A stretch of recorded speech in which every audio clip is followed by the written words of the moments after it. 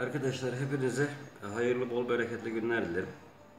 Son günlerde tedariğini ve imalatını yapmış olduğumuz tamir kitlerinin size tanıtım videosunu hazırladık. Arkadaşlar ürünü biz 4 yıldır imalatlarda ve bot tamirlerinde kullanıyoruz. 4 yıldır testlerimizin her türlü testten başarıyla geçti arkadaşlar. Ürünümüz sadece şişme botların tamirlerinden ziyade evimizdeki küçük tamiratları dahi yapabilecek tarzda çok güçlü bir ürün arkadaşlar. Uygulama alanları çok geniş.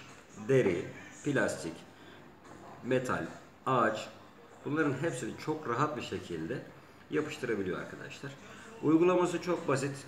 Uygulanacak olan yüzeyler kuru, temiz, yağsız, tozsuz, kirsiz, passız olduktan sonra uygulaması çok kolay arkadaşlar.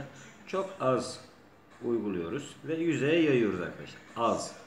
Uygulamayı mutlak suretle çok az yapıyoruz arkadaşlar. Çok az bir sürümlüğümüz yüzey yeterli. Su gibi akmaz, jel kıvamlıdır.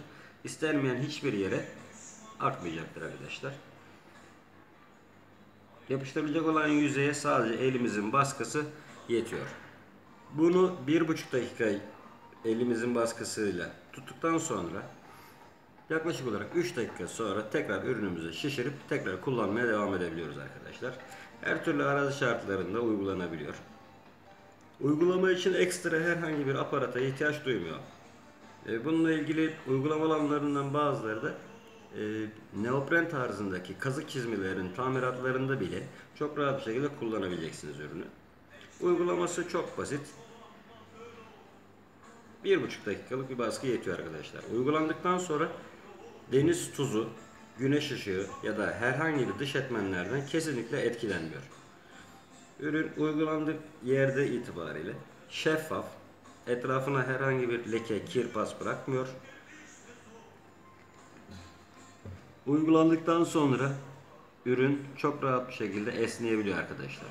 Yani botlarınızı defalarca katlasanız bile yapıştırıcıda en küçük bir bozulma, deformasyon olmuyor. 1,5 dakika sonundaki sonucu hep beraber görüyoruz arkadaşlar.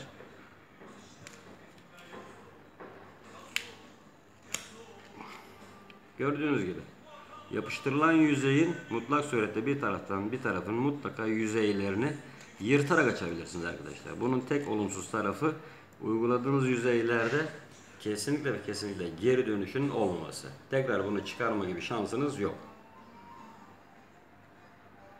Sonucu ortada arkadaşlar. Gördüğünüz gibi. Hepinize bol bereketli günler dilerim.